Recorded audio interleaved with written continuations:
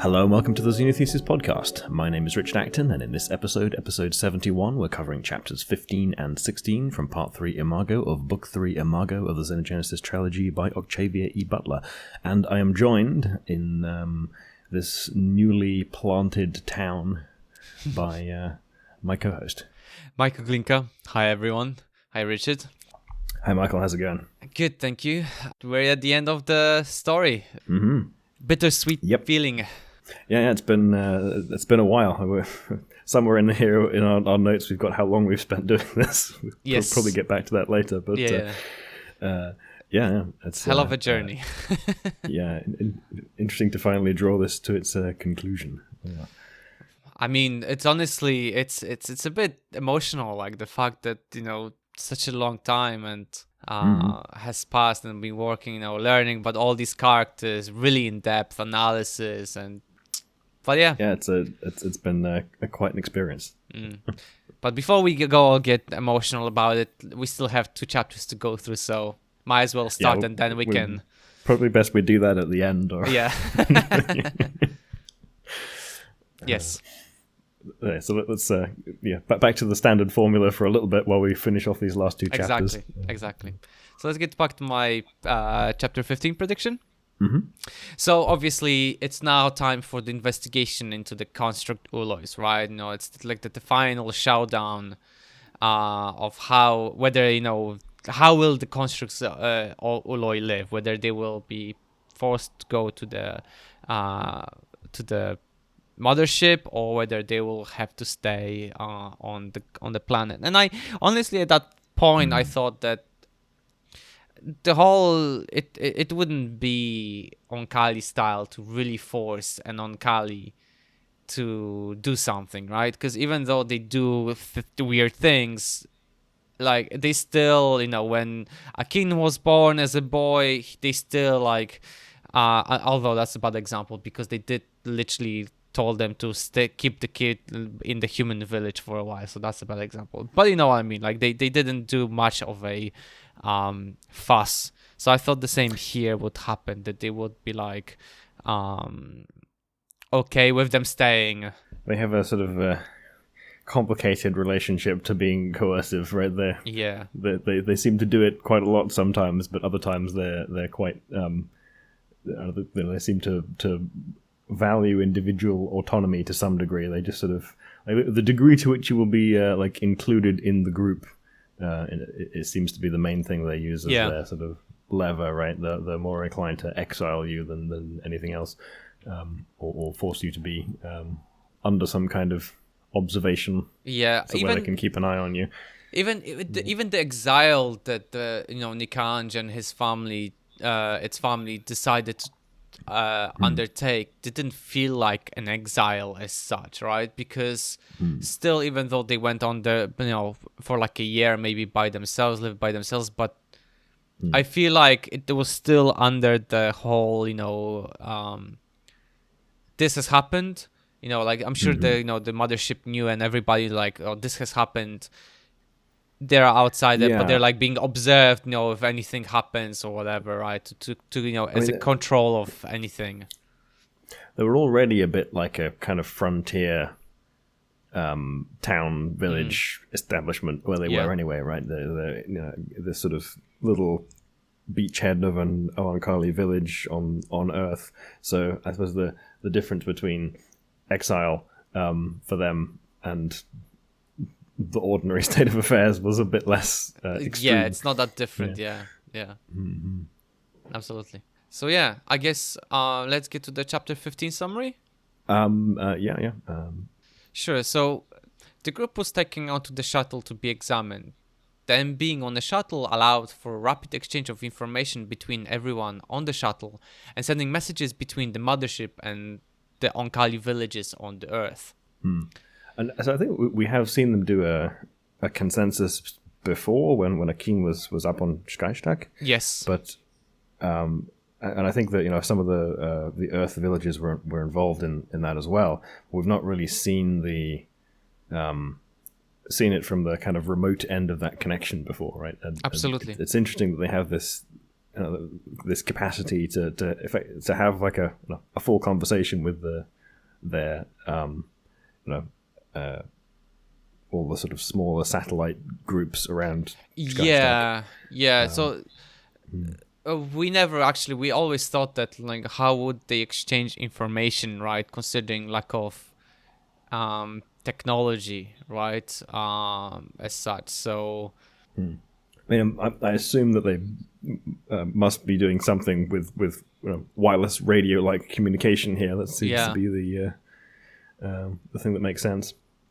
There isn't really sort of any particular implication that they have anything that's like FTL or an Ansible-like device. So it seems like they're still constrained by conventional physics. We don't see real-time communication with other Oankali diaspora beyond Chicxulub. So I think they're still sort of like limited by light-speed communications. Then radio seems like the obvious thing that they would probably be doing here. I suppose they could be using something like visible light spectrum transmissions, like a laser-like equivalent. But whatever the electromagnetic bandwidth they're transmitting between the ships and the mothership, the shuttles and the mothership rather, it's going to be quite an interesting signal, right? Because it's got to carry both the sort of nervous impulses, which I suppose you can kind of turn into a binary signal, but also like the various chemical stuff that the Oankali seem to exchange when they actually like make contact and exchange information with one another through like contact of their sensory tentacles and so on. I'm sure that they have to have some sort of animal or a plant that they've sort of found that useful at one of the planets they probably visited, that is capable of like communicating in such a way that it can translate into chemical signals. An analog to digital to analog sort of conversion, maybe. Well, I mean, I think in order for the maybe not digital, like it's just analog to analog, basically. At this point. So I think for the most part, the signals they're sending are still something that you could put in discrete buckets, right? It's not necessarily digital because, like, the nervous system stuff could just be digital, right? Presumably, if they just have an interface between like two sets of nervous systems, you'd have like a synapse-like situation where you're sending a pulse or not sending a pulse. But when it comes to sending a chemical signal, you're kind of sending a chemical signal or not sending a chemical signal or sending a chemical signal with varying intensity. So you've got the information of which chemical signal and then how much of it. So there's kind of a discrete component, and then if there's a how much of it component, then you've got a bit of an analog thing there. But you need like an encoding schema that can accurately represent what that what all that information is at an interface between the shuttle and a given Oankali, and then transmit that and have that same thing be emulated by another like port, another sensory tentacle interface at the other end of that experience. So it's whatever the signal processing that the shuttle is doing, it's not insignificant, right? Because it has to come up with a way of representing that information in some schema that it can broadcast and then demodulate into the same output again on the other end. So it's going to do some moderately sophisticated signal processing. It's interesting. I'm just thinking about how it would be possible to propagate signals, from ship in the outer space to a village on the planet. I guess there's gonna be some limitations. They'll probably have to use shuttles as a in between sort of like nodes. That does definitely seem like the way it works, right? It seems as though the shuttles have some kind of a high bandwidth link with some kind of a schema for encoding whatever the interface experience is. I had the strange feeling that it's probably like infrared type of situation where basically heat signature type of thing, because obviously the Oankali can have, we've encountered Oankali having patches on their backs, or for example that they can see infrared, signature. Could readily be like an infrared or a UV or something in that, like more or closer to the visible light spectrum than something like radio. But at the other end, you just have to have a receptor that's sensitive enough to pick up on the photons in that in that bandwidth, and whatever the medium that you're sending it through has to be not likely to absorb or scatter too much of the radiation in that wavelength, right? So if you're transmitting through atmosphere, then some of the like UV spectrum stuff might be difficult. Some of the infrared spectrum stuff might be difficult. It gets scattered quite a lot, so you lose range. So you need something that'll work for the Matsui to get that kind of range. But yeah, that's the physical problem of what bandwidth to send it on. Then you have the information schema, the information encoding problem. There's two separate parts of that. That signal transmission issue. But it's just digression into like telecommunications technology. But I thought it was an interesting little problem that they have managed to solve biologically somehow. Yeah. But yeah, I guess the fact that they have the disabilities, makes sense that, like, for example, in the case of Akin as well, like when he was on the Chukach, and the whole consensus was about, Mars or not. That must have also happened, the whole communication between the shuttles and the villages on the planet. So but we didn't sort of get, I don't know, it didn't spark this particular tangent of thought in me about how they were doing that, because they were all like the emphasis of the consensus was kind of on everyone who was on the ship, rather than the problem of talking to the remote groups. Whereas absolutely, here it's a bit more explicitly called out. Yep. So continuing on, like most children and humans were left back in the canyon because they wouldn't be able to cope with the experience. It was too jarring and disorienting. And this is a sentence describing how it feels. Linking into the nervous system of a shuttle, a ship, or a town, even through an alloy, was, according to Lilith, one of the worst experiences of her life. For Jodas, it was relatively easy to absorb and understand the demands of people from lowlands and the mothership, although it couldn't be said the same about the results of this conversation.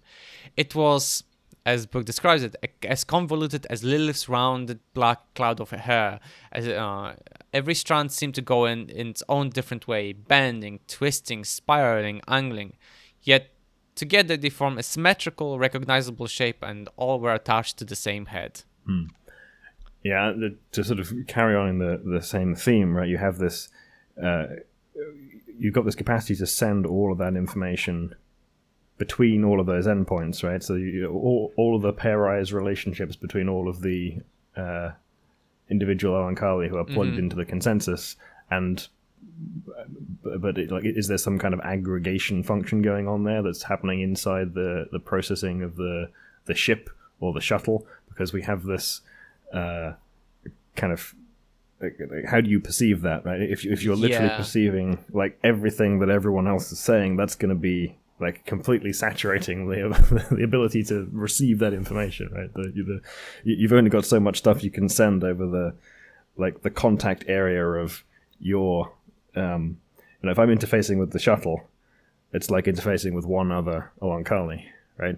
But if I'm so there's like, you can only send so much information through that little like patch of contact, right? You can't emulate me being in contact physically with all the other Oankali at the same time, because that's not a physically possible like thing, right? I don't have enough surface area.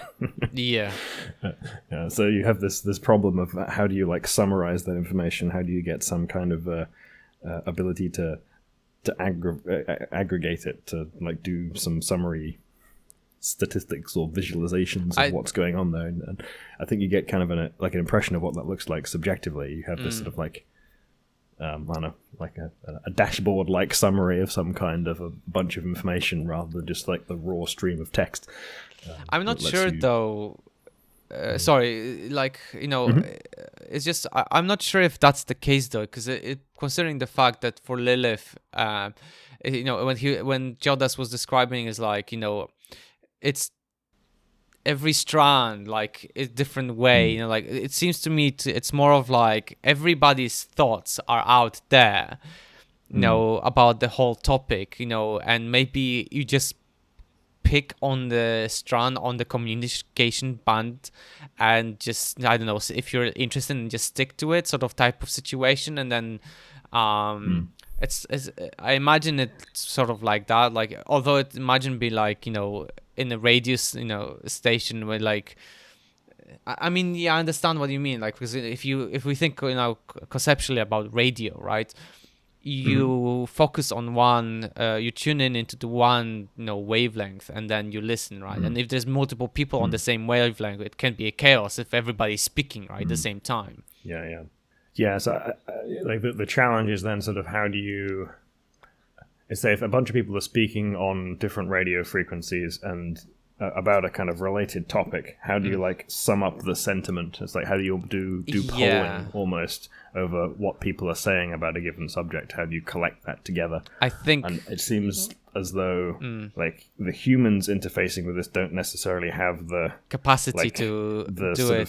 Sensory organs, or like the thing that's sitting between you and the raw signal to do some of that aggregation, right? Because there's some like intervening information processing step there that can listen to multiple channels at once and extract a sentiment from them.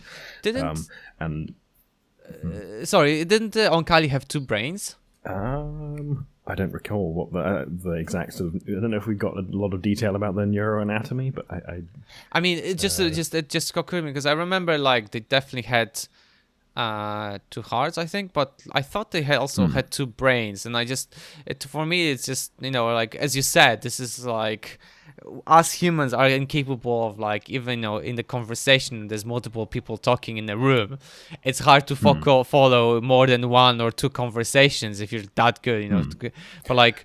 But at the same time we do also do a lot of, or like we have organs that do a lot of signal processing before we get kind of a channel. Like, you know, the eyes do a whole bunch of signal pre-processing on image information before it gets to the brain, and then the brain does a bunch of post-processing, and then sort of a, you know, high-level summary of stuff is presented to our conscious experience, and with a bunch of like simulated extra stuff thrown in for reassurance. Yeah, it seems like it's. I can understand why it can be jarring for people, for humans. Like worst experience of her life. Like, it's just, you know, I can imagine it being really tough for beings that are not accustomed and made to handle this type of sort of exchange of information. Yeah, it's sort of like being bombarded with raw sensation. Without something to filter between you and it. Yes. Yes. So the Oankali and Construct's opinion, though, were clear. Ayer and Jodas were dangerous and should be either taken to the ship or left where they were. They were danger in general, allowing humans to regain their reproductive capabilities. Of course, Ayer and Jodas would not go to the ship and will stay where the village was, because, you know, they would never agree to go to the ship, right? That's the whole purpose. That's why when they exiled, they didn't want to go to the ship in the first place. To their surprise, suddenly they received a message that there will be two more construct Uloi from far southeast, a Mandarin-speaking Jah village. Both of the constructs were undergoing the first metamorphosis. Jodas immediately signaled to bring them to their village so that they can get mates, otherwise their lives would be in danger. The Oankali initially fought back, you know, but Jodas explained to them that they need it now, otherwise it might be it might be too dangerous for them, you know, because second metamorphosis is literally, you know, around the corner for them. Yeah, and after what happened with Aor, then so, you know, finally the Oankali agreed after the whole explanation. Ayer joined the conversation because it was not getting any conclusion by saying that there will be more construct Uloi, whether they like it or not. So they should basically send any willing Oankali and constructs to them so that they can come and mate with them and the humans. Kaguya signaled, Kaguya is back in here again, ladies and gentlemen, signaled that his family will be staying, and here's a paragraph from the book. We found resistors who might mate with us. It paused. I don't believe they would even consider us if they hadn't spent these last months living near Jodas and Ayer. Your own children, someone signaled. Kaguya signaled very slowly. Where is the flaw in what I've said? No response. I doubted that anyone really believed Kaguya was expressing misplaced family pride. It was simply telling the truth. Yep. It's like Kaguya, comes through occasionally. I mean, still, in his arrogant way, is like. I mean, it is kind of an ass, as you say. Yes. But sometimes that pays. Yes. So yeah, Jodas and Eir signal that they want Oankali mates so they can have children, and once they do, everyone can come and examine their children, and and they will realize that they're not dangerous. The question was then if they planted a town. And Jodas responded that they didn't realize that they would be staying here so permanently, so they didn't. So their next task, told by many Oankali, was to plant a town. Kaguya spoke aloud, saying that they should plant the town because in less than 100 years, it and its mates will be dead, so they need a proper town. Jodas asked them if they'd be permitted to Oankali mates. And there was a clear discussion, but the result was this. Plant a town, people will come. And that's where the chapter ends. Yeah, sort of experiencing the consensus from the inside, I think we have a more... like a richer, deeper experience of what the consensus is like to participate in as an active participant in the conversation than we had in the previous one. Like in the census with Akeen, he was still not an adult and he's not an Uloi. So I think there's a difference in the degree to which we could engage in that conversation, and it's still part of that sort of transition that we're going through, I think, across this story from like a more human to a more Oankali perspective. But yes, I think we had a clear view of what the consensus is like, and it seems analogous a bit to participatory democracy processes that humans sometimes attempt to do, where you have a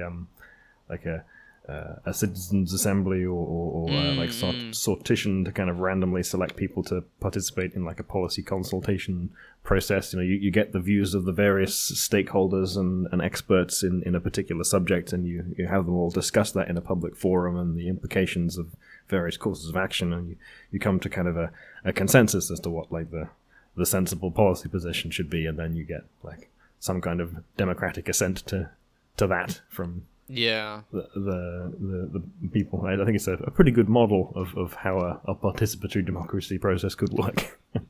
I think like this is when we all talked about forgive me, I don't remember the minister of the technology in Taiwan. Audrey Tang? Audrey Tang, yes, sorry, I apologize. I remember it was Tang, but I couldn't remember the first name. It's similar to what you were telling me about the whole, how they set up taking the policies. The platform that they have. Yeah, the platform of like, using a statistical, analysis of like general people's views and then like aggregating them and things like what's the consensus on that situation. I find it very similar to this. Yeah, it's just to recap in case anyone forgot how that what that is. That in Taiwan they have this platform called vTaiwan, which is built on a tool called Polis, which was developed I think in Seattle for doing like public consultations, and its function is to sort of like gather public opinion and sentiment on a subject. And the way that it works is people make statements about the subject or about the question under consideration, and then people can either agree or disagree with those statements, and then it sort of produces a cluster, right? But the sort of incentive to get people to agree with your statement is to find a statement which is like most representative of a consensus opinion. So like those are the ones which get the most agreement, right? So unlike most other like online forums, which tend to produce an incentive towards what's the like multipolar divisive opinions, where you'll get like a lot of people agreeing with this and a lot of people agreeing with that. It's quite good at attracting consensus opinions.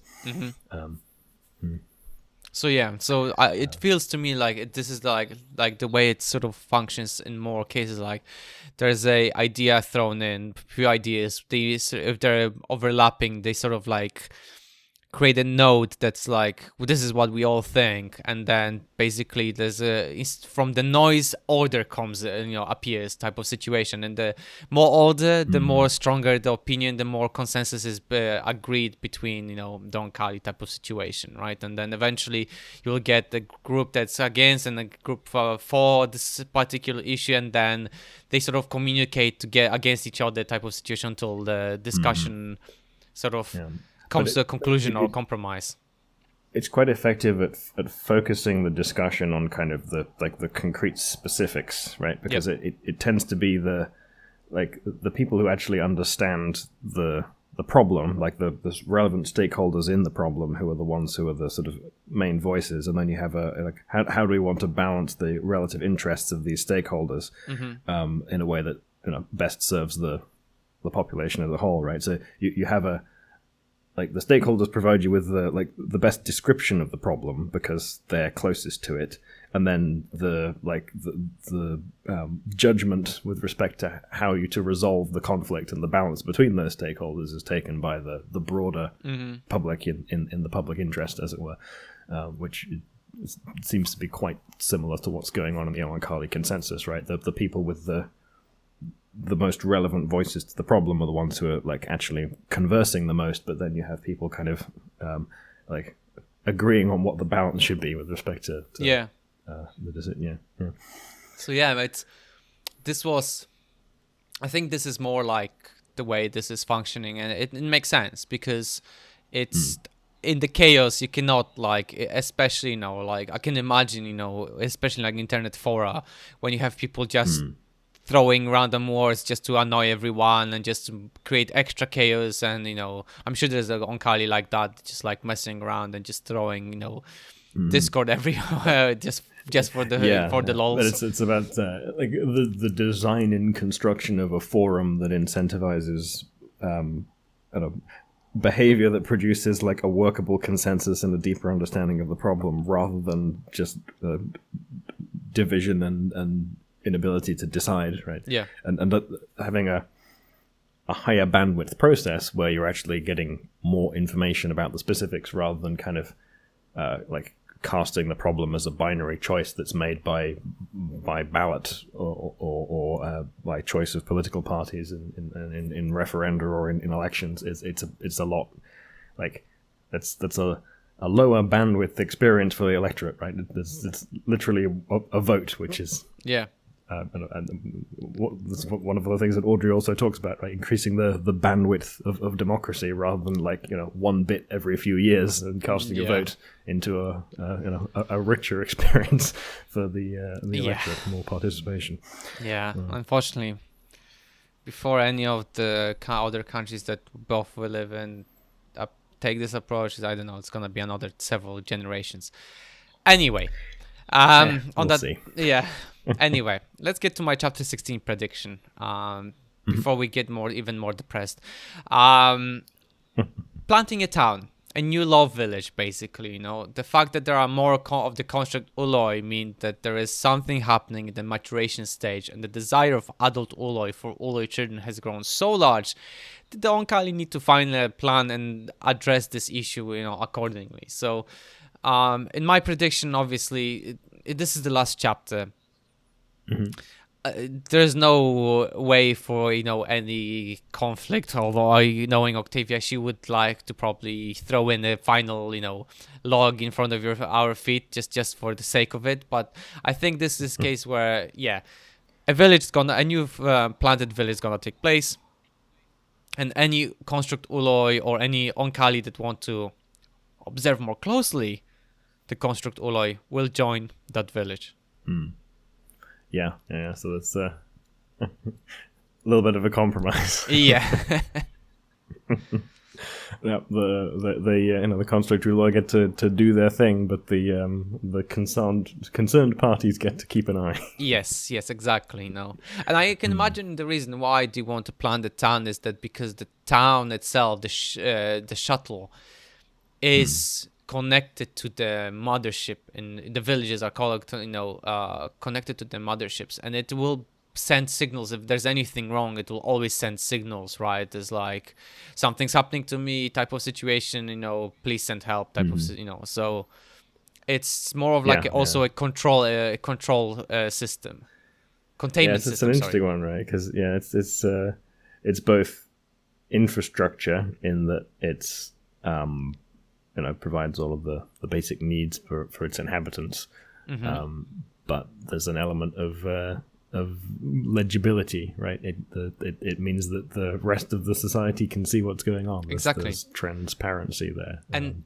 but also potentially surveillance, depending on how you want to cast that. And then also, it's also a reminder to what happened at the beginning of the book, where Jodas was undergoing its first metamorphosis, right? Like they had to put him because at the time he was considered like he's going to be a male. They put it on the on the pieces of wood, or rather like a mat, so that like it didn't touch the ship, so it didn't affect its ship, because it already making pustules growing on it that were like stinky and poisonous and stuff like that. So it made sense. This is gonna be like a sensory, in case anything goes wrong, contain it as much as you can, and send signal to help to come. Yeah, it serves as a bit of an early warning system if anything's going awry. Yeah. So let's get to chapter 16, I guess. So the chapter begins with Jodas finding the one single cell inherited from Nikanj that would start creation of an Oankali ship. The seed could, in fact, become a town, or a shuttle, or great mothership like Chkachktak. In Jodas's eyes, it would become a town and then leave the Earth as a great ship. It would not be something as measly as shuttle. No, thank you. Yeah, it's a bit of an interesting perspective there. I'm not. It's a little unclear why exactly it thinks that this particular seed will become like a great ship, but it does definitely seem to have that conviction. Yeah, I mean, it's just like, nope, this is gonna be a great mothership, like no other motherships have ever been. Jodas would nourish the cell and encourage it to divide several times. After that, it would take one cell and return it to the stasis for future use. The remaining seed was kept inside of it until the place where it would be planted was agreed between the humans who lived in the valley and the visiting families.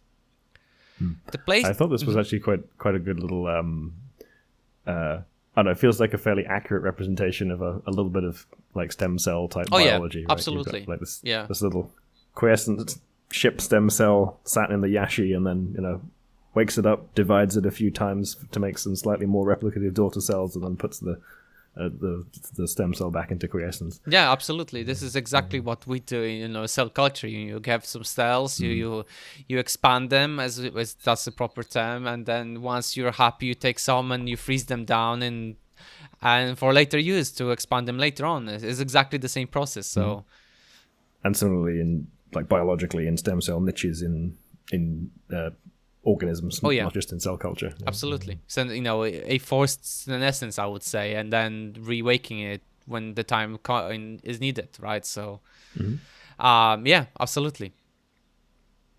The place to plant the seed was chosen to be upriver from the mountain village. Plenty of land and water, easy access to minerals, close enough to the humans, but far enough from their crops because the growing seed would be voracious. One of the elders agreed with the space location, and Jesus saying that there is enough room for plenty more people. She wanted a child more than Jodas did. It was hard for her to wait for the Oankali mates, but soon enough, the family will grow. And the chapter ends with Jodas finally taking out the seed and planting it, beginning a new chapter in their lives. And this is where the book finishes, ladies and gentlemen. Yeah, the end of the book, end of the trilogy. It's end of the Xenogenesis trilogy. My goodness. Beginning of a new great ship. I know, right? It's pretty crazy how it's such an open-ended it is very open-ended. Yeah, it's just like, oh my goodness, come on, Octavia, come on. Yeah, it is I don't know. In some ways, it's not the most satisfying of endings because I mean, we do get a lot of the narrative threads that are open and closed. Yeah. But at the same time, like this whole like initial. This whole series of 3 books is very much about the beginning of a new, like, probably multi-millennium long process of exactly. The integration of the humans into the Oankali species, and this is kind of the earliest fraught stages of that that we see in the snapshot. So there's a sense in which it makes sense that it's open-ended. Yeah, absolutely. Yeah. So but in the fact, like, we haven't heard anything from Akin's perspective, right? So like I could imagine like Octavia leaving it open-ended, maybe thinking about, maybe I will write more or something, or a short story about it or something like. Because I would, because I'm sure fans were like, oh, what happened to Akin? How's he's doing? How's the colonies on the Mars? I'm sure there's some like conflict, and you could literally write almost like a short story, part book about it. And I think it's definitely an interesting choice to not give us a lot of what's going on in the Mars colony, right? Because a big chunk of the second book, particularly, is about this, the ability of the humans to kind of retain an independence, sort of taking this like harder path to retain their human identity separate from the Oankali. And the contrast of that to the choice of integrating with the Oankali, and yet we don't ever really see what the human experience is on Mars. Right? We have the resistor experience, which is a fairly pitiful one, right? They're not really doing terribly well. I mean, there's an interesting contrast in there, or a contradiction in there, in that there's a I mean, you can sort of admire the stubbornness of the resistors, right? Yes. They're sticking to their guns, but at the same time they're suffering and not doing very well, and as a result. But then presumably their victory of retaining an independent human population on Mars should yield some positive outcome. It's like that's the remainder of the human identity, and what does that look like? And yet we don't see that part of the story. Oh, absolutely. It's interesting because I feel like, and also because the whole purpose was, Akin was saying that the whole purpose of Mars is to make humans struggle and maybe genetically forced out the whole hierarchy versus intelligence type of situation that's it's all talked about in the books all the time. The humans having this issue where like there's this still evolutionary hierarchy between us, and then there's also development of the intelligence. And I don't know that that's like the purpose per se so much as like the hope. Yes, it's the sort of what the Oankali regard as like a slim chance of the humans not maturing again into a civilization that will destroy itself. Exactly, but you know what I mean. Like it was the whole what Akin was hoping for, and to see, because and maybe at the moment they're like all focused. The whole idea. If there was a story follow-up, I would imagine that the story follow-up would be, several hundred years in future, where maybe Nikanj is still around. Sorry, Akin. I keep saying Nikanj. Akin is still around. Very old construct Uloi, and then whether maybe it's his offspring or type of situation, right? Like the very few remaining construct Oankali that are left behind on the Mars, whereas the majority is just humans, right? That's an interesting one as well, right? Because in the Mars colony, it's mostly going to be like pure humans, plus some helping Oankali, but Akin and the other Oankali and constructs who are there kind of assisting in the colony development. It might well be that they get pushed out of that process as soon as the humans can be self-sufficient, independent. Absolutely. That strikes me as an interesting potential like bit of conflict for the basis of a story there, right? The the independence of the human Mars colony and the friction over the presence of constructs and Oankali on Mars. Exactly. I can imagine it being a hell of a good book, because you would have this, obviously the conflict, and then you'd have, the constructs hiding away from, in the colonies, whatever, like however they look like. And basically maybe it happened that at some point after several generations, the constructs start to look more like human, or the construct alloy that are starting to form, like they have the ability to hide. Okay, yeah, like the ones that kind of blend in. Yes, in the population. You definitely end up with like human factionalism there around kind of like a hardline human independence. We should sever all ties with the Oankali type movement, and then others who are like, we should maintain diplomatic relations, and we're still like highly dependent on them for certain types of resources. So there's a. But I feel also that would definitely be a political divide. Yeah, but I also feel like that the anti-Oankali group would be more of like underground type of situation. It wouldn't be like a blown-out conflict, but like suddenly the story begins with suddenly like these constructs were found dead in this like, and how is it possible type of situation. Yeah, like, the sort of the hardcore zealot independent human group kind of terrorist like activity, and at the same time like doing that in a harsh Mars colony type environment where any kind of like terrorist like activity is going to be a big problem for the entire community, because they're still kind of probably living in situations where they've got like domes and survival is difficult. So that's a lot of potential there. Yeah. So yeah, it's just quite, and then obviously you have Jodas who would eventually, after several millennia, rip up chunk of the Earth, and then it's the mothership floating away somewhere. Yeah. And also just things like how much of the original human culture remains behind, survive on Mars, like what cultural artifacts and like access to the archives that the Oankali took did the humans on Mars have or not have?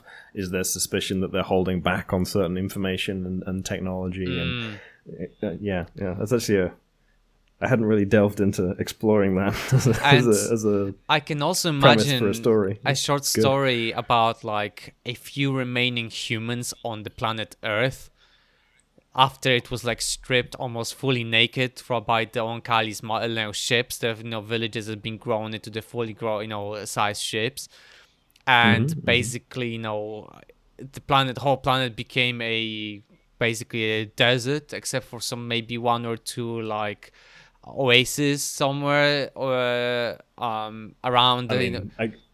I get the feeling there's not going to be an atmosphere left. Yeah, but that's what I'm saying. Like, if anything, like it's going to be super like harsh environment, and then but somehow because humans are this resilient, like somehow they would survive.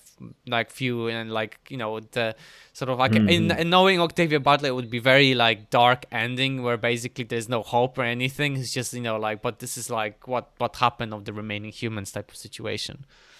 Okay, yeah. So the maybe some relation to our like terrorist splinter cell and the human independence movement. Commandeers a ship and goes back to Earth, only to find that it's a barren, stripped rock in a vacuum. Yeah, and then like you find it like that person finds dead sort of like skeletons of whatever remaining like of humans that who stayed behind, and that's it. Like there's nothing else, just dust type of situation. Wonderful, right? Octavia has had too much influence on us. No more good, happy ending books for us ever again. Well, I mean, that's such a kind of one of the questions I have later, but actually we should do a little bit of our retrospective. Yeah. So what sort of sentiment do you end up coming away from these with? Sure.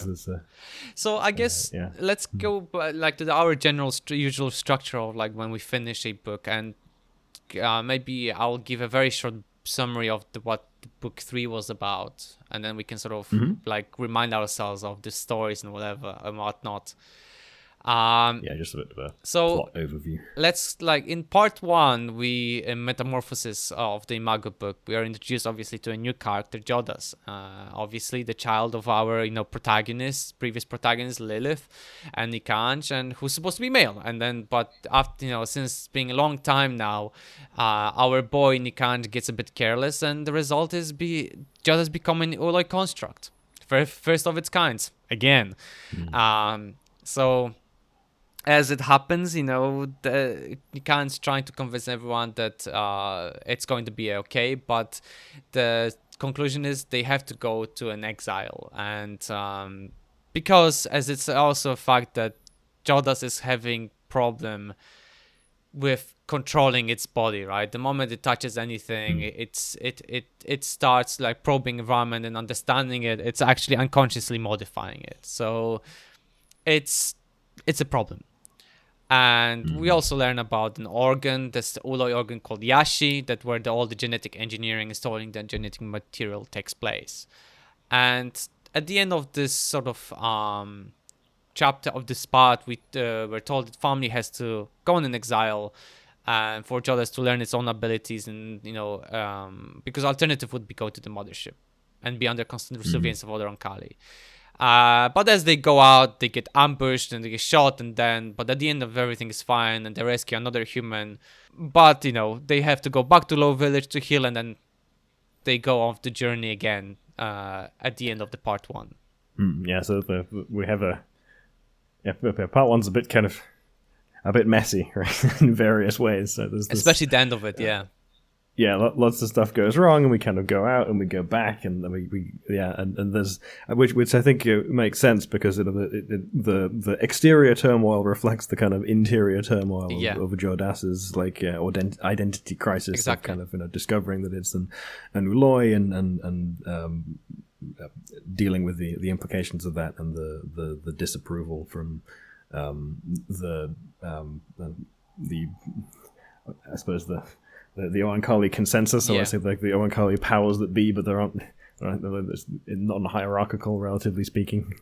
But to be fair, it's understandable, because at that point, like we learn, like Jodas modified its own hand to the level that even Nikanj had problems to fixing it, those strange pustules and smelling, awfully smelling and type of situation. And I mentioned earlier, modifying the ship where it was lying, it's all of those things. And obviously Nikanj had to check the air and bacteria for anything, so that it didn't create super strain that would wipe out everyone, and all of those weird things. You've got it kind of exploring its identity, but and making a bit of a mess as a result. Exactly. Which is an interesting kind of allegory for the perhaps the experience of someone going through an identity crisis, particularly in the context of one related to gender. A very dangerous identity crisis. I suppose the possibility of accidentally creating a pandemic is not one that normally besets people under experiencing a crisis of gender identity, exactly. I suppose. But exactly. So, relative scale of problems. But and then in part 2, we have, after the first fiasco of the journey, they get out again. Obviously, Jodas is having problem with controlling its powers unless it meets another human. And the first human it meets is named Joao, who's attracted to Jodas. But the man didn't last long, a month, because at the time the man had problem with the leg, and then Jodas made it to fall off and then regrow. And then, to everyone's surprise, Air started its metamorphosis, but not into female, but an Uloi as well. In the meantime, Jodas became a lizard, started moving more and more away from his family, eventually to meet another set of humans, Thomas and Jesusa. And to this surprised Jodas, and us, to be fair, because when Jodas touched them, it realized that they were actually fertile. They were untouched by Oankali, and they're fertile, but they're struggling with genetic diseases. So the story continued with Jodas secretly following them until it couldn't stop itself anymore and came out to them, right? Got shot, then connected with them, healed, and eventually made their way back to Jodas' family. And before that, though, Jodas started second metamorphosis and Jesus got shot. Yeah, a surprisingly large number of people get shot. Yeah. Yeah. Yeah, I'd kind of forgotten about all of the... yeah, and then it's... in Jordas getting shot here is shot by Jesusa, which yes, then the initial shot. Was that they have a rocky start to that I know, right? I suppose. I guess sometimes the rocky starts create the strongest relationships. Maybe, well, yes, especially when you're helped along by Oankali pheromones. Exactly. But yeah, it was a crazy, chapter that, Jodas becoming the monster of the Black Lagoon, and then modify itself to look more like Jesus and Thomas, and the whole like pangolin with a human face phase. Yeah, exactly. And the Lilith just basically telling it off that it's modifying its body too much, and it's just weird, and the whole identity crisis type of situation. Yeah, into the relationship there with the parents as well, right? They're supporting Jordas and Eeyore like against the like wider Oankali societal disapproval, but at the same time they have their own like trying to help them figure stuff out, and like that's probably not the best idea. Maybe do this. Exactly. But, it's generally supportive though, which is nice. Exactly. And then finally the part 3, Imago, of the book, is the group finally makes it to the family house where Jodas was going crazy about Jesus and Thomas, while in the meantime Eero was struggling with the lack of mates, and eventually in desperation Eero goes out to find the village where Jesus and Thomas come from, but it never managed to, and then it came back, and if it wasn't for their younger siblings, they wouldn't realize that the blob that swam to the edge of the river was actually Eeyore. And Jodas managed to rescue it somehow by connecting it to Jesus and Thomas, and Jodas acting as a bridge. But it wasn't the most pleasant experience for both of the couple, for the siblings, as well for Jodas, but it stabilized Eero enough for them to decide to venture forth to find a human village and potential mates for Eero. So it feels almost like a bit of an allegory for depression or something along those lines. Yeah, you've got someone who's like unable to meet some of their basic needs and is kind of having a crisis as a result, so they need to be supported to keep things together in a very literal sense. Exactly. in Eeyore's case. Exactly. Yeah.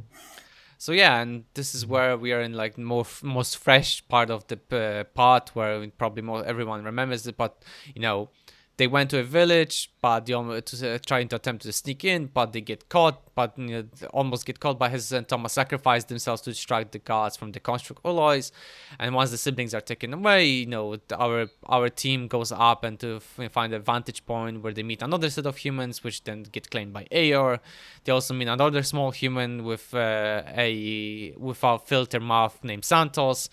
And eventually, they meet another set of humans that came to check up on the group, and go. And through the different events, Jodas and Eeyore devise a plan to go down and rescue the siblings. But as always things go south and they get trapped. Luckily for them, through the power of their pheromones, the humans allow the Ulois and the mates to stay together until Oankali visit. And at the end, the consensus decides that Jodas should plant the seed for a new Oankali town where the construct Ulois would live. And that's where the part 3 finishes, and the book 3, Imago. Yeah. So they find their mates. They get this straggling group of humans. The opportunity to be like healed of their genetic diseases and make the choice of either joining the Oankali trade or going off to Mars. And get somewhere to live with the next generation of new constructs. Absolutely. Yeah. all wraps up quite nicely. It's nice because in this book we actually had the perspective from the first perspective, right? All the other two books were from the third perspective. We were like the observer of them, whereas this time it was from Jodas's perspective. What it is to be a construct, right? So, especially a construct Uloi. So it was an interesting change of the pace and perspective for us to understand more of how it felt. Yeah. I think we do sometimes get a little bit of kind of what's going on internally with Lilith's thinking in the first book, but it's not like first person. It's kind of like a close second person something, or like a third person omniscient. I forget what the terminology is, but yeah, we have this kind of like relatively close following of Lilith, and then it's a little bit more detached in some ways with the Keen, a little more distant, and then close in again on actually more first person and I think that helps, that contributes to this sense of like moving from a more human perspective through to a more Oankali perspective in this whole like across the course of the with a very grand. I think it's I don't know if I would notice this in my first read through of the books, right? I think it's only after having reflected on them to actually realize at length that I noticed this as a device. But yeah, I think it's actually in retrospect, it feels very intentional as a means of like, putting you in the heads of the Oankali. It makes sense, right? Because we talked about it, and basically it's to show how alien the Oankali were initially, and then as time progressed, we sort of got into understanding, because they became more, the more they mingled with humans, the more we started to sort of understand them, right? And that's what the final stage is, basically the ultimate form of a Oankali is the Uloi. But this time we have a mix of human and Oankali, so we have the both perspective in a very in-depth understanding. Yeah. And it's I think that the other thing that you begin to notice is that the construct Uloi get less human, and there's aspects of the way that humans think that they find harder to empathize with.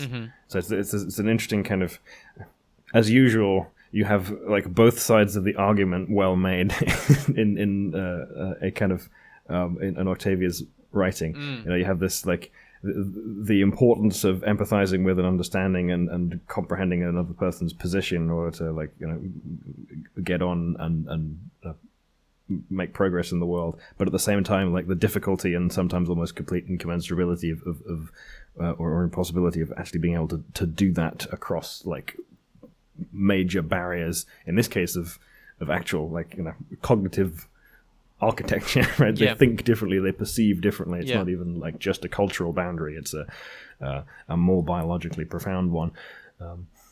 Absolutely. No, it's a fantastic book, and I think it was interesting, right? It is that like we get finally the perspectives, and we learn how the Oankali do the whole genetic engineering, especially the Uloi. That there's a organ that does it, and obviously not enough details, but still there's something out there that explains the whole how the Oankali function. I mean, I think there's in some ways just the right amount of detail. It's not so detailed as to be like distracting or a problem for the story, because the more detail you would put, probably the more pick on it you could the flaws in the logic. Indeed. Yeah, if you're too specific with your fictional technology, it's easier to debunk, as it were. But if you're like sufficiently vague that there's enough room for interpretation, but you've kind of understood the principles well enough that like a specific interpretation can like charitably be devised that still makes sense. Yeah. Right? It's a very good balance that Octavia struck there with the way she writes about the biological technology, because it's sufficiently detailed that you can come up with a plausible scientific narrative, but it's not too detailed that it's easy to that she's made like actual errors of factuality, or that it's like distracting for the story. Yep. It adds to the story through its level of detail, because it's well thought through and the mechanics make sense, but it's not it's not just for nerds like you and me. Yeah. So we did discuss some interesting topics in the part 3, science-wise, and we talked, obviously the hierarchy of needs. That was obviously related to Aeor and the whole, undergoing the metamorphosis and how it needed a mates compared to human hierarchy of needs. We talked about weird stuff like honey hunting in Nepal, especially in the honey that were this bit you can what's the word it was like a drug. I can't remember the context that came up in. It was basically the whole idea of like the strange. It was used to get high, right? Like for the honey kind, and then I mentioned like Kambo clans where like the poisonous frogs were used to humans were stabbing themselves to like sort of gain sort of initially resistance to those poisons, but and venoms, but in the same time it's actually used as alternative medicine, also to get high. But yeah, it was a weird, mentions weird topics.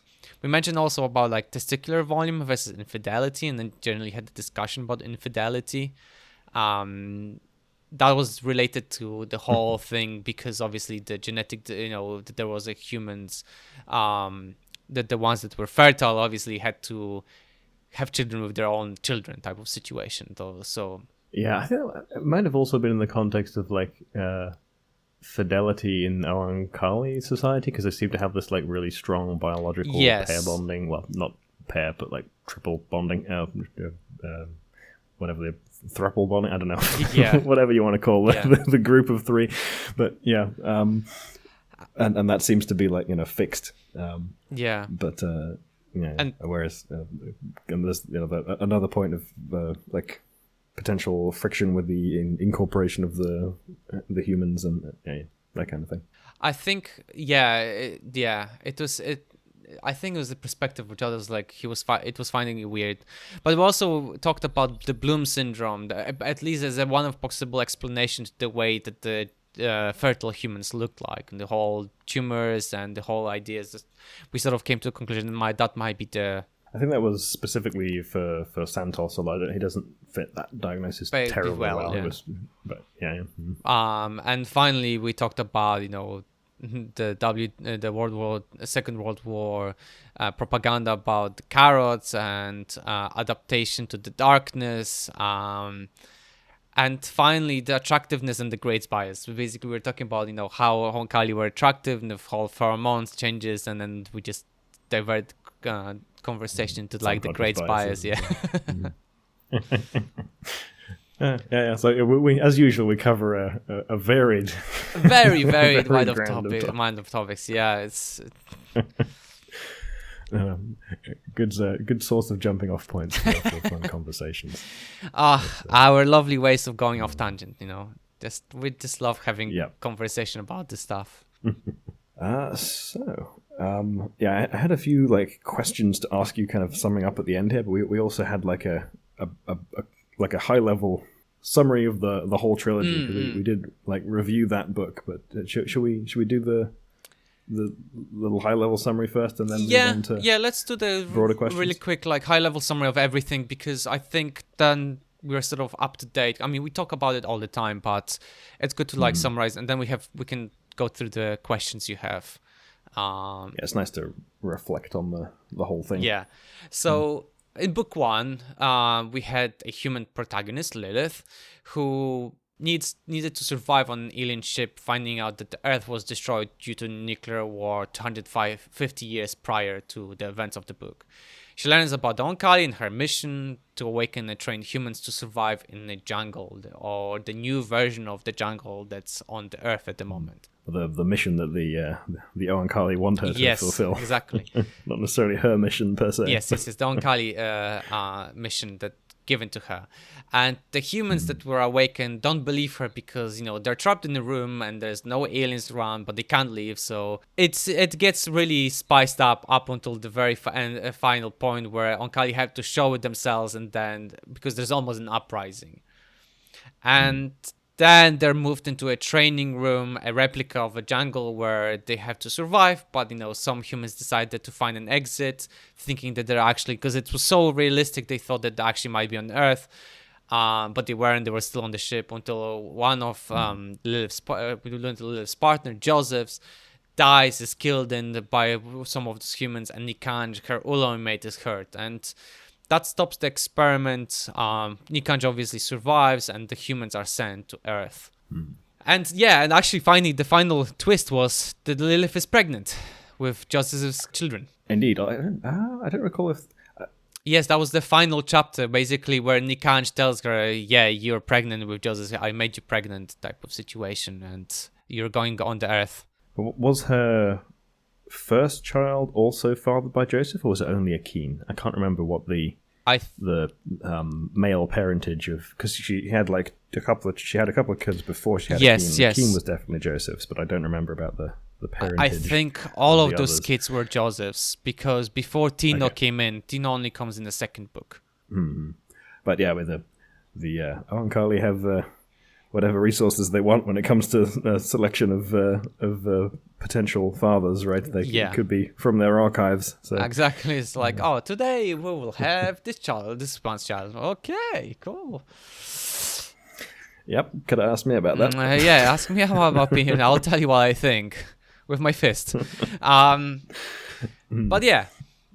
Then we have book 2. Where the story is from perspective of Lilith's son, a construct son, a first one to ever exist. It's a story where of Akin, where a boy gets kidnapped and grows for a few years in a human village, being taken care by a pair of old friends. Well, if you can call them that, Lilith's old friends, acquaintances, Gabriel and Tate. Yeah, I mean, Tate, I think, was still a friend, sort of, but Gabriel was just a bit of an ass, so that's that. Yeah, that's a nice way to put friends it. with a slightly tense relationship. Akin was left behind by the Oankali so that he can learn about the humans and help Oankali to understand them. What the result becomes is that Akin realized that the human need a version of an Agi. Basically, a group that can reproduce just between themselves without the Oankali interference. The boy eventually manages to convince the Oankali to help him to create a colony on the planet Mars to let the humans live there, because eventually the Earth will be stripped of all of its natural resources when the great Oankali ships are created. And that's where the book 2 basically finished. We have our boy grow up and then create a consensus for humans to actually have the ability to have their own children without the Oankali presence. Mm-hmm. And it's interesting how they make that case as well, like the whole concept of a human Agi, right? They use a concept that is culturally familiar to and compelling to the Oankali as their case for the human colony, right? It's this notion of an Agi group that is the conservative branch, as it were, the one that's not integrating with the new stuff as a hedge against something going wrong.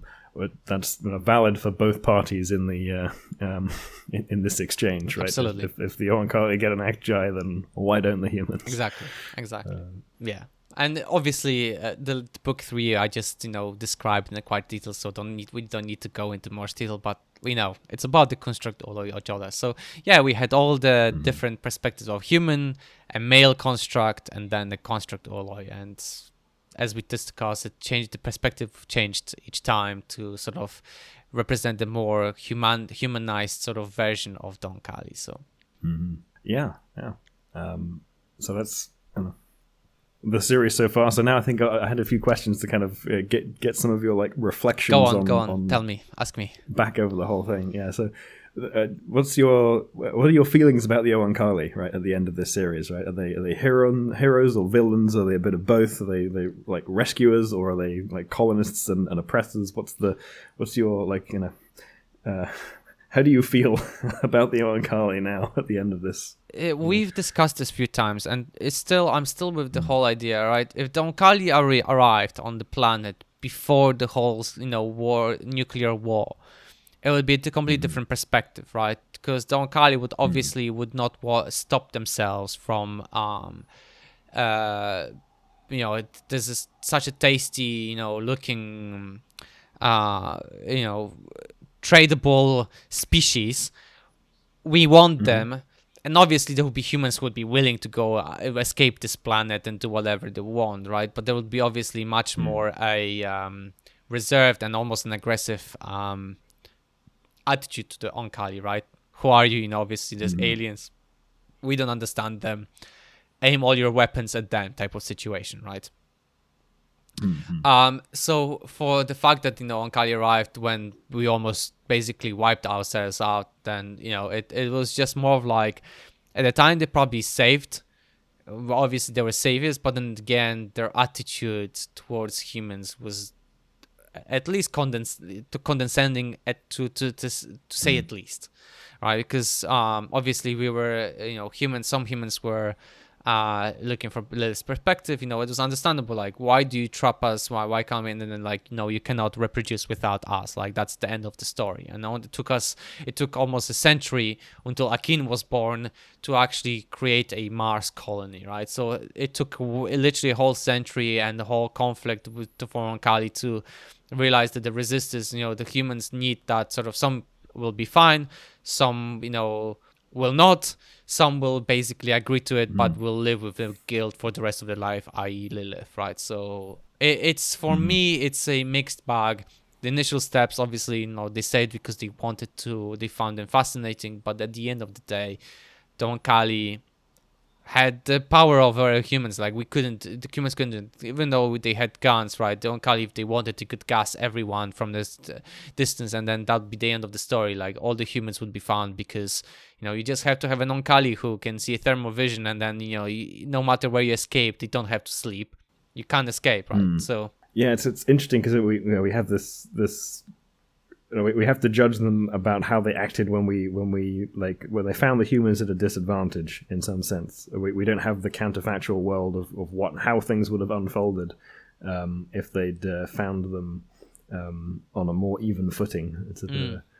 I'm trying to think. There might be a bit of a historical parallel with like the Portuguese and the Spanish in South America, where like a lot of the civilizations there were kind of like collapsing prior to the arrival of the Europeans, and then it was like exacerbated by the presence of European diseases.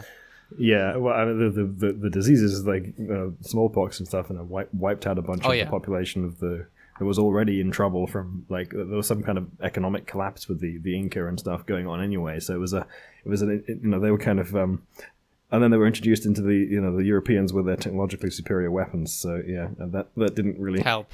That didn't reflect well on the Europeans when they came in, on the people at a disadvantage, right? So I feel it's a very good comparison between that, because at the end, there's still what's remaining of the Incas, empire, like just only some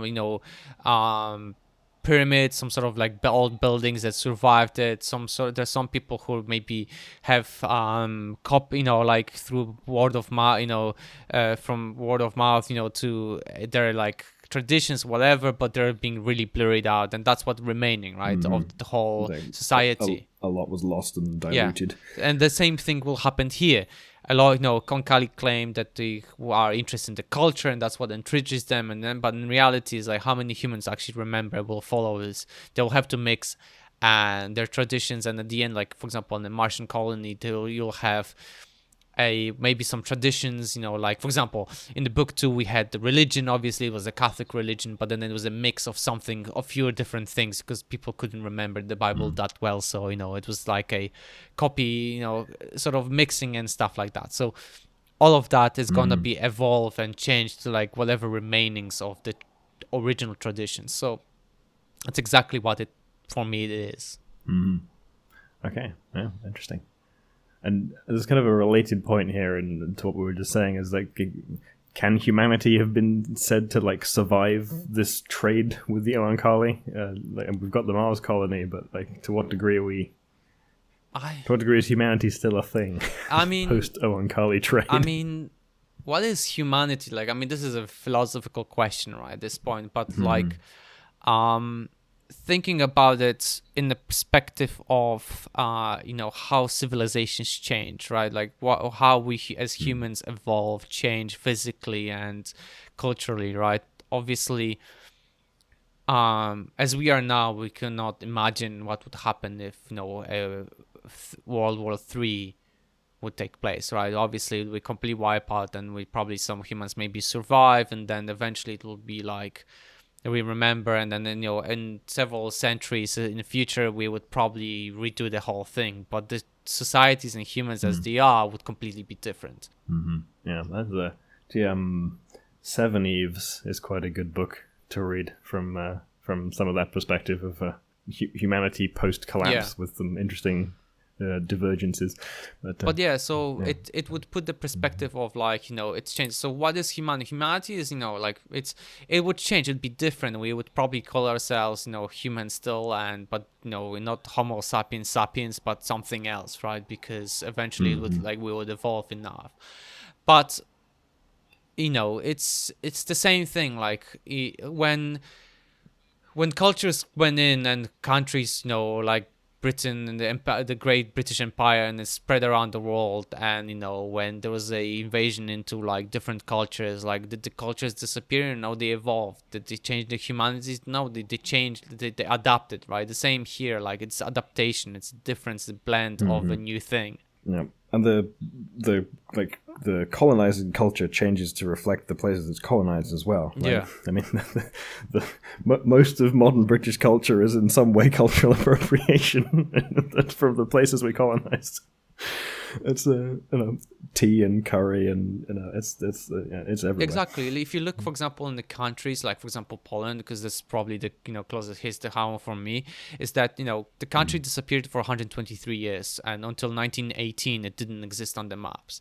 But humanity, like the culture-wise, language preserved. The obviously it evolved with time, but it preserved. Culinary traditions preserved, right? But then you look at the countries like that never had really an oppressor as such, like Britain, and as you said, like they adopted different spice and everything, but the traditional meals or like culture, like cuisine, has not really.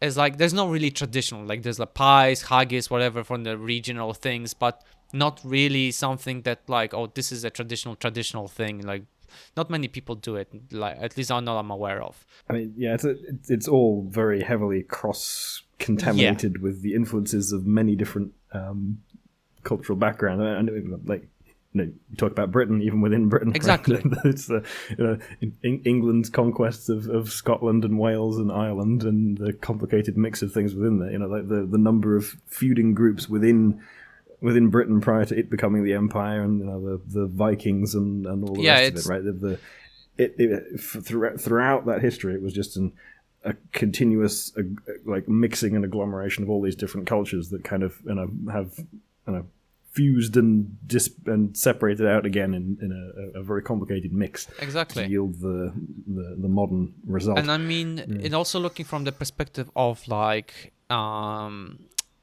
like racial marriages, right? Like for example, we'd have in medieval times, you'd have like brothers and sisters marrying, having offspring just to preserve their bloodline type of situation, right? Now it's not happening because we all know consequences of that.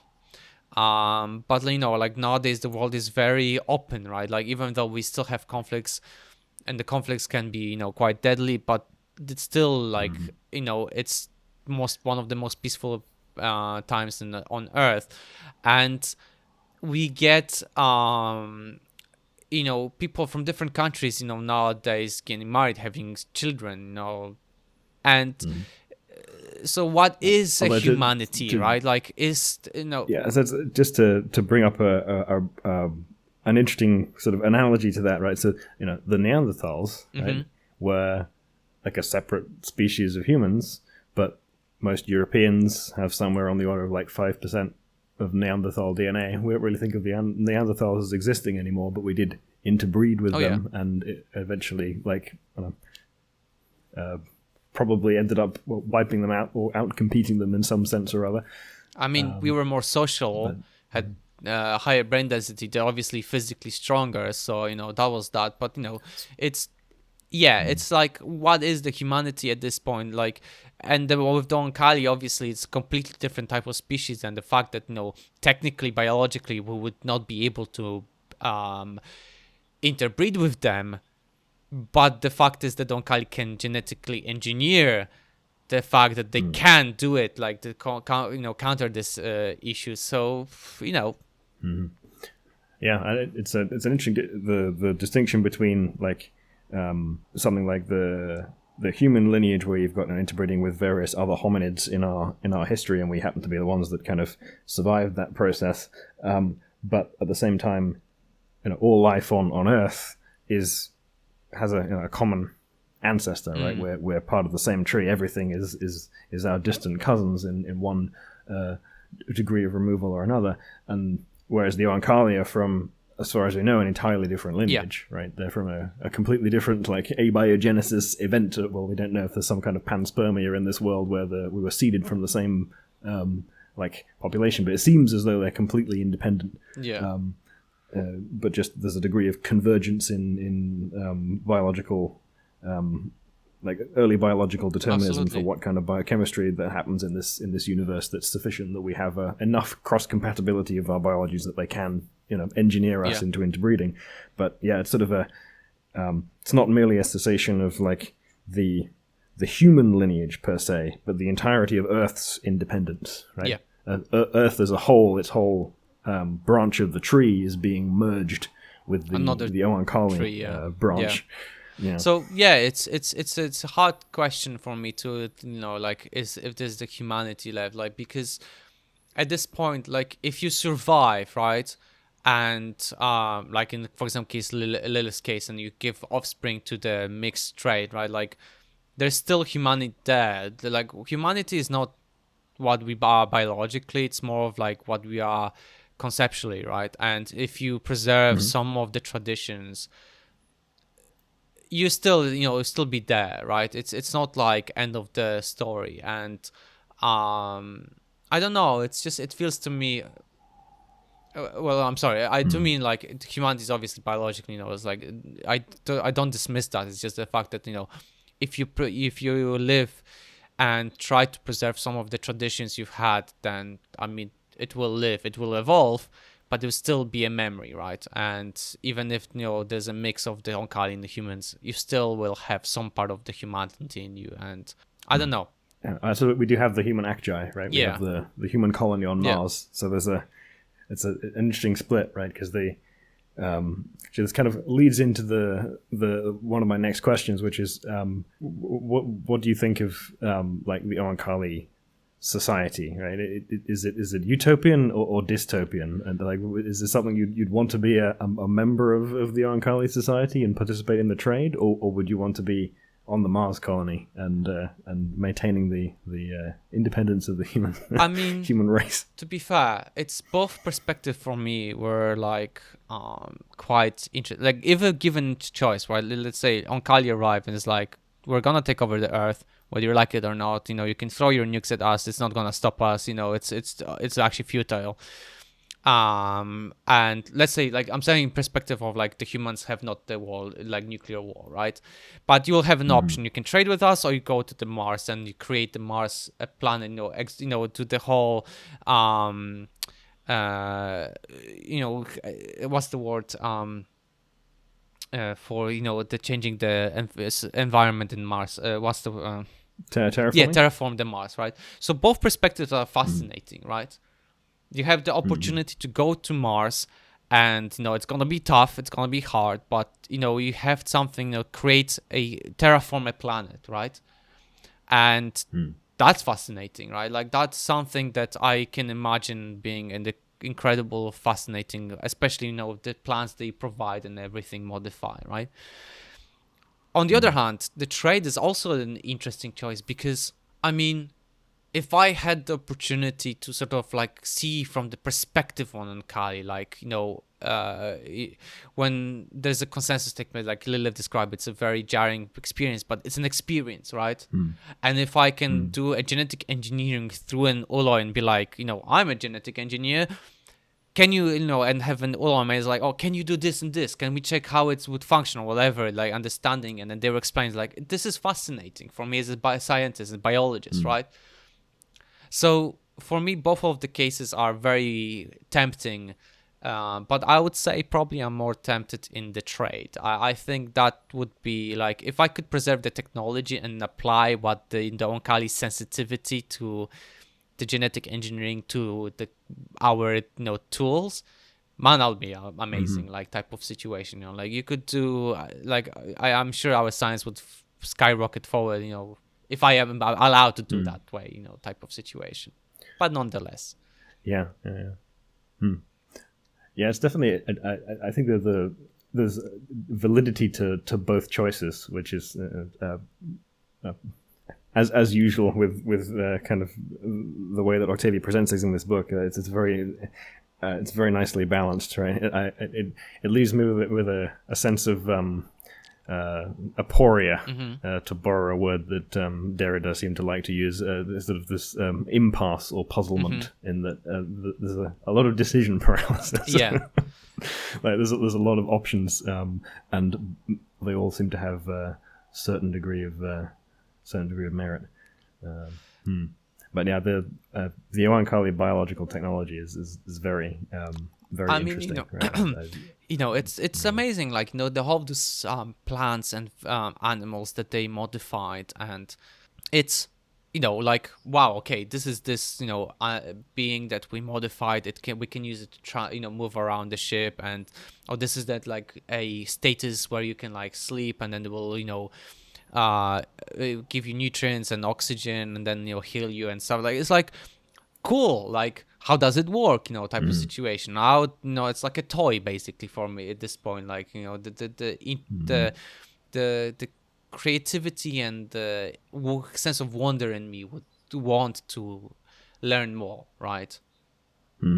Yeah, I think I'd probably also fall down on the side of trade, although I'm I don't know, I'd be happy the human acti existed. Yes, I would.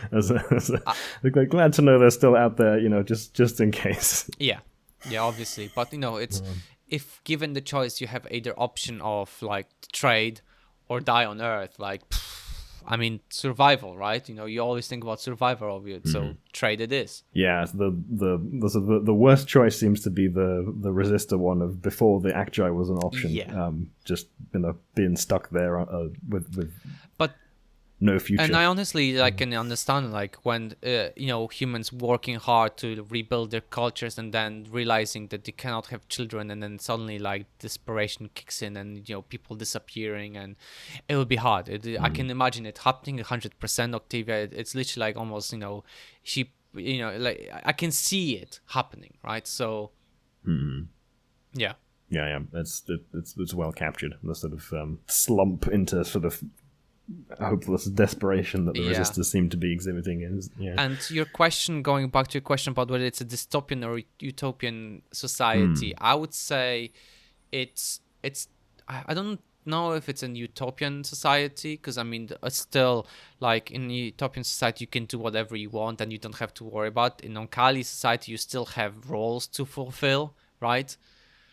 And those roles are usually mating and propagating. You have the 3 different groups that exist, but in terms of what I think is I think it's more utopian from their perspective, at least, because they do things and like there's a consensus, and as we just talked about earlier on in the episode, that it's a democratic sort of consensus that everybody has to agree on, and then it's even if you disagree, they still take your opinion in, right? Like, and it's not like empty, like it's not like casting a vote and then like, oh, it doesn't happen. The person you're voting didn't vote through. It's like what's the point type of situation. It still has some sort of impact, and it's not about the perspective of the human.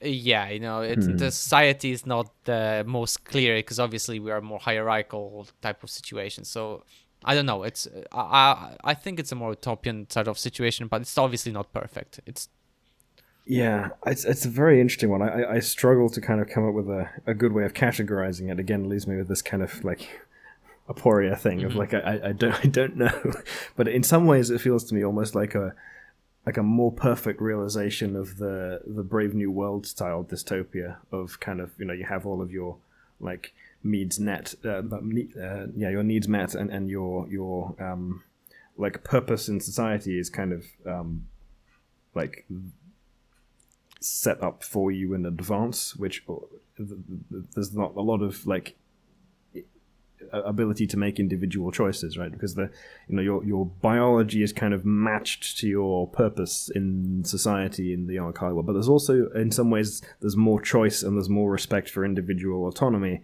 in the Oankali world, because there's this sort of like recursive relationship between what you want and what your biology is, right? You can kind of consciously influence your biological state or the biological state of people around you if you're the Oankali. So it's it's I don't know, it feels like a very literal take on like Foucault's concept of biopower, like this sort of like ability to sort of transmit knowledge and cultural norms to people. But in this case, it's actually like literally in their genetics. And it's quite totalizing, but at the same time, it also has quite a good degree of respect for individual autonomy. So I really have a difficult time figuring out how to feel about honestly, absolutely, it's hard. It's a hard topic, and that's the way it was written, right?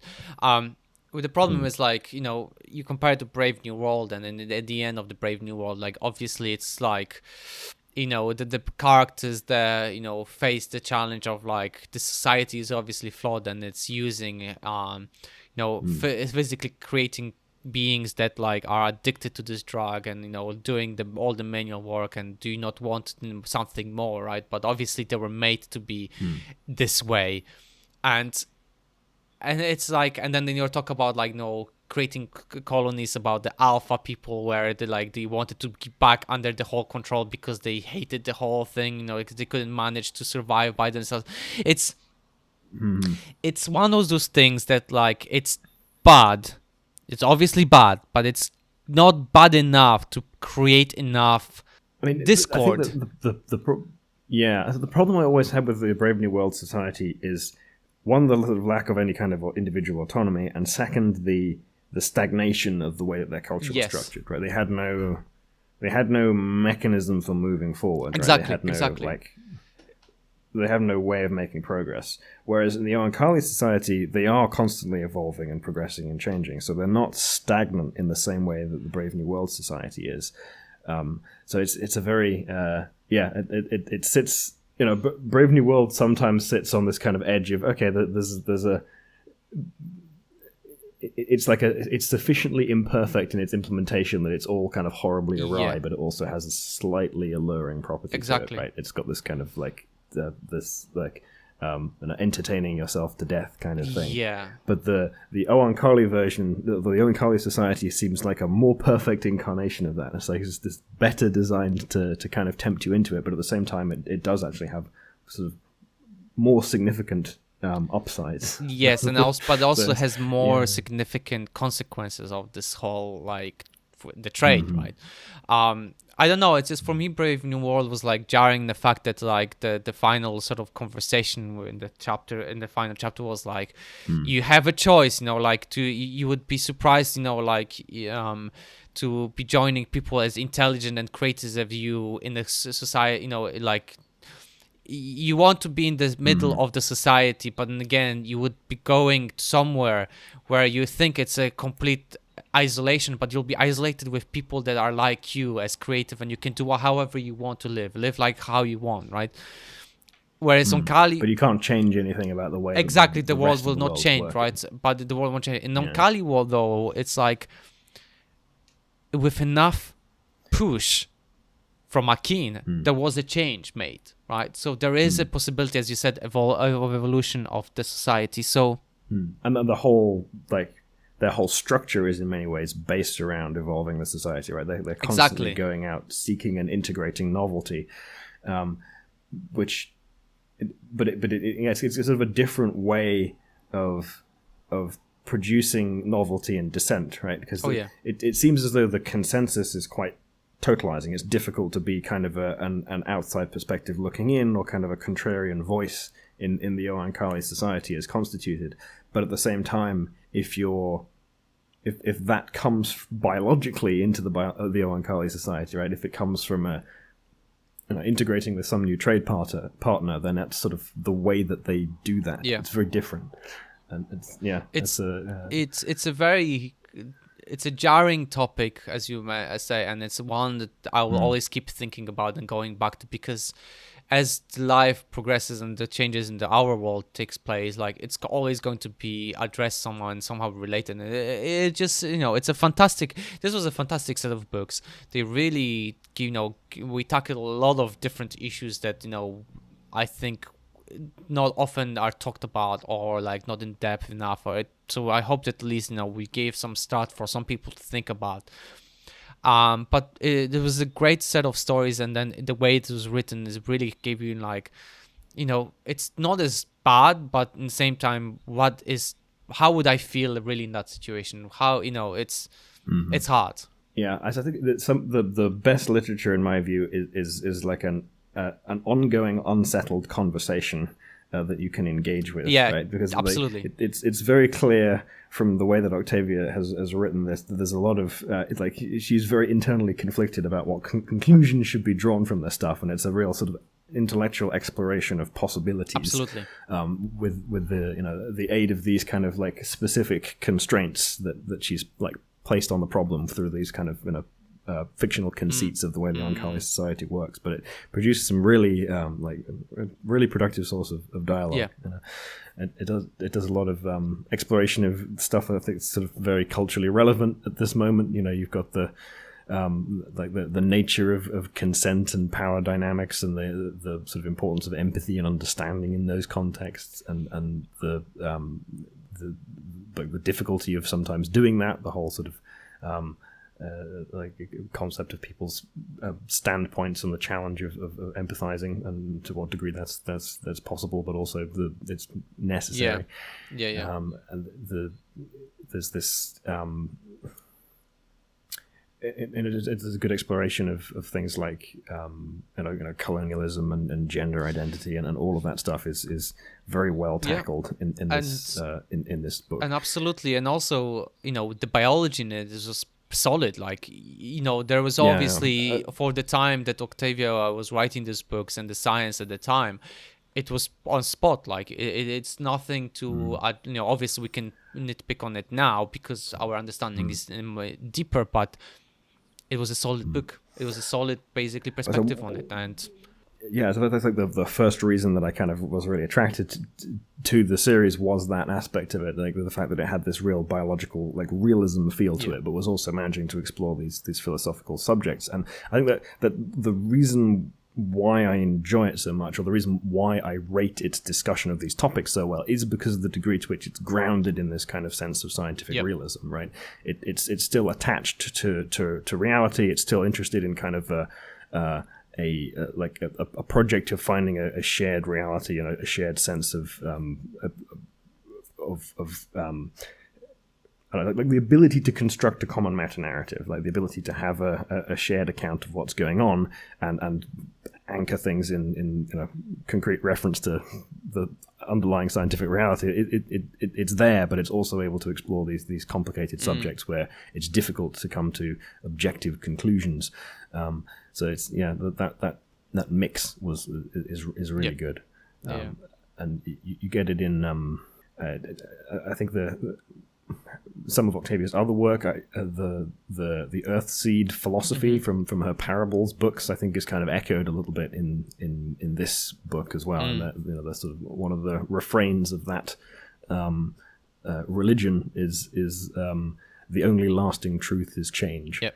And I think you see that a lot in the Oankali society, right? They have this, they're constantly changing and integrating new stuff. Even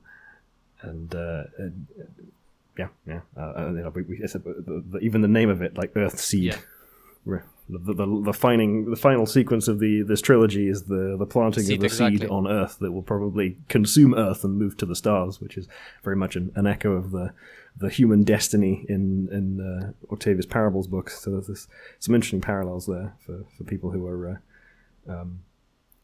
fans of both. Absolutely.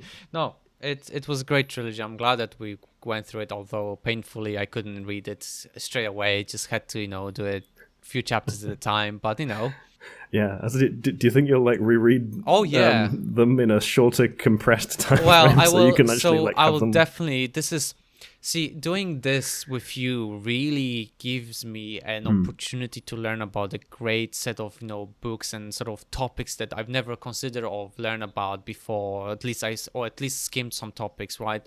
And when in future I'll definitely have to take those books again in my hands to think about it, and and definitely will encourage my children to read those books because they transcend time and they really do an in-depth sort of. It gives you more. It makes you think, and that's what really is necessary these days. You need to think about what you do and say, and then the perspective of you can't just throw in your opinions without actually properly considering, where what you're basing your feeling about, because it's easy to say Oankali are invaders and etc. Yes, it is, they are, but at the same time it's not that black and white. It's very much gray, and you need to rethink that. What would you do in this being the same position? Yeah, it's very rich, very nuanced, very that leaves a lasting impression on me. This series, and I'm going to continue thinking about the themes for a long while afterwards. I think this is one of those things, and it's going to be hard to find equally stimulating books because it does require time to really sit down and think about it, because reading, I can read books very quickly, but do I really think about them? I usually focus on stories, but doing this really helped me to really understand the concepts behind addressed in the book. And I think that there are definitely other stories out there with a similar degree of richness that could be analyzed. I mean, there are some books where you can read them and the surface level is pretty much there, right? You don't necessarily have there's not as much depth to delve into, but there are certain books where it's just they're classics. Yeah. You can discuss them forever because they're mostly in the context of these kind of unsettled conversations. Yeah, absolutely. But I wanted to ask you about because you totaled the whole recording time. Tell us how. I put together a bit of a summary. So prior to this episode, our total recording time to date is 261,896 seconds, or approximately 3.03 days. 3 days, which my is goodness. 72 hours, 44 minutes, and 56 seconds of episodes. Which is a roughly 3-to-1 ratio of us talking about the book to the book in terms of audio length. So the total length of the audiobooks is 1 day, 3 hours and 51 minutes, or 27 hours, 51 minutes, 43 seconds. So it's a 2 days extra of us going off tangent, basically. This is Yeah, so if you want to follow the entire version of us listening to it and talking about it and listen to the books, then you need 4 days. Basically a whole working week, sitting down and just listening to it. My goodness. Wow. And that's across 67 episodes. But we did 3 special episodes as well. The special episodes were long. Yes, they were long. Because the 3 of them are 8 hours, 21 minutes, and 39 seconds. Yeah.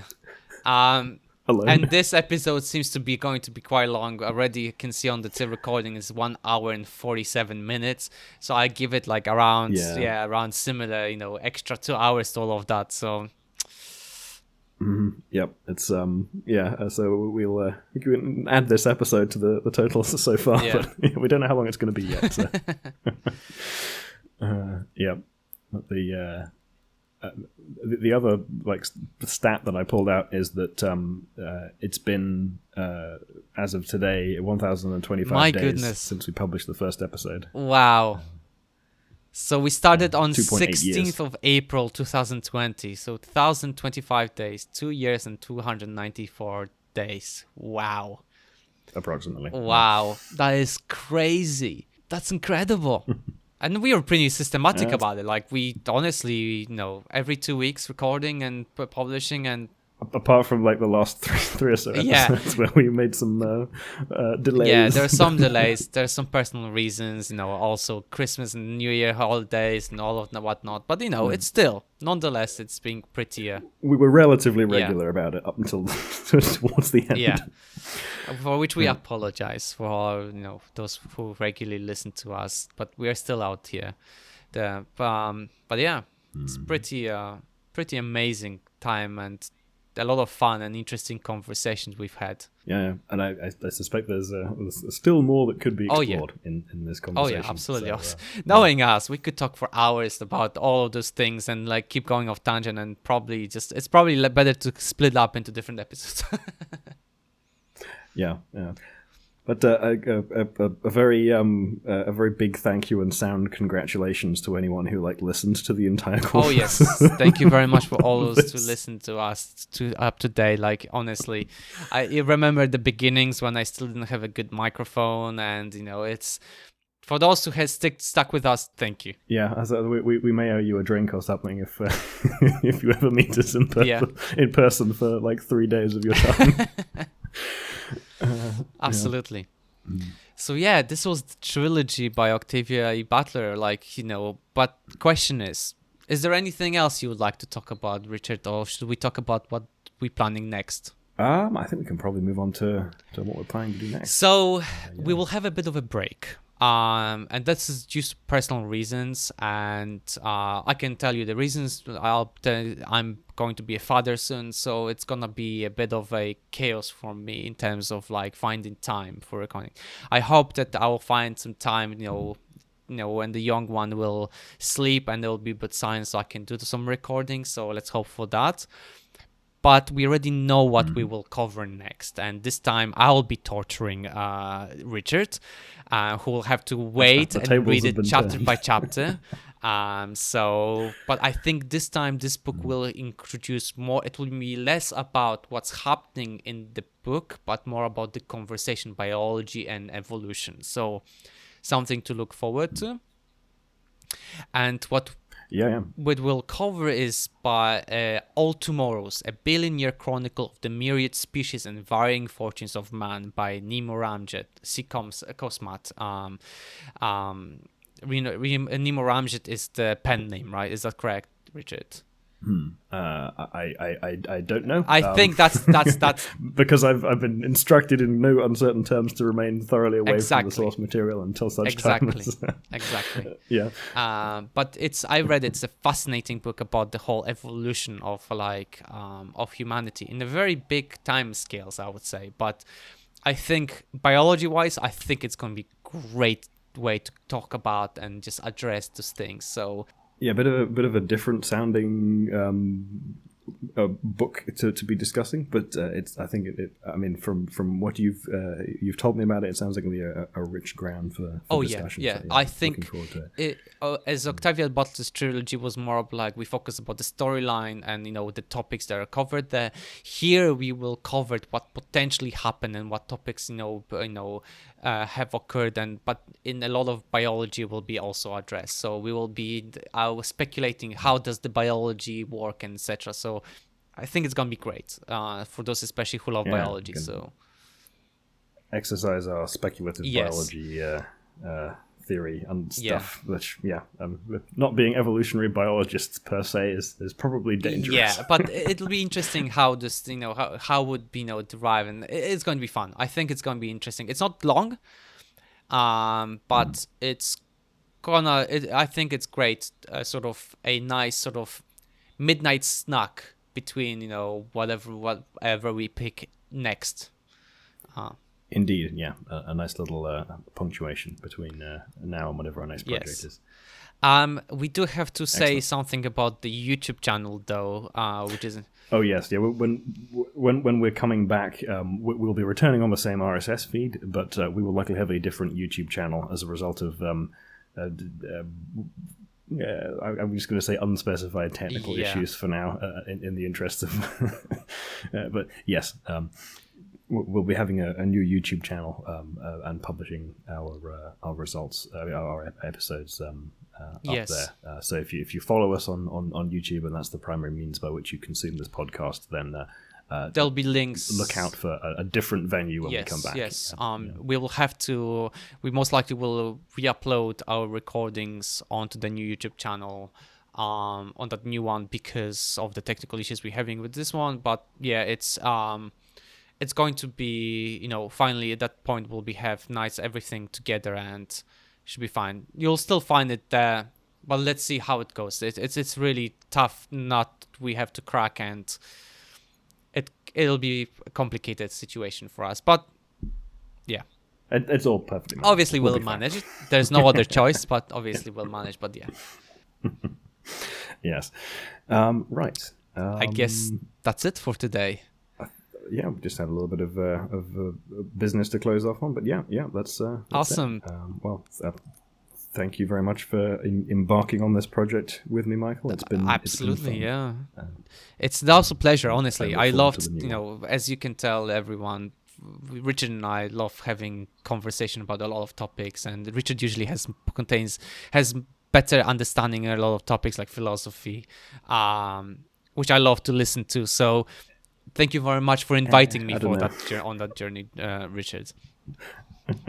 I like to expound on subjects of a wide variety of things, and it's good to have an interlocutor who can question me and keep me on track. Well, I don't think I'm that good in keeping on track, because when we go off tangent, it's hard to come back. Fair enough. Yes. So yes, thank you very much, everyone who listened to us so far. Thank you for following us with doing this trilogy. There'll be more coming through. We'll be covering more trilogies and more books. They'll definitely. But thank you very much again for listening to us. We are Xenothesis. As always, you can find all the places we upload our podcast on xenothesis.com. I was Michael Glinka. And I was Richard Acton. Goodbye. Bye.